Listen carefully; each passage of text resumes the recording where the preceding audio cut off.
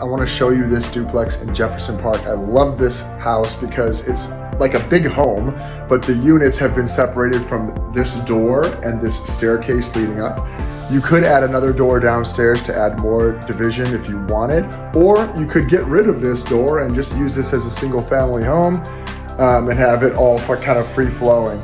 But both top and bottom units have their own private entrances and their own kitchens, as well as the bedrooms and bathrooms. Check out the tour, guys.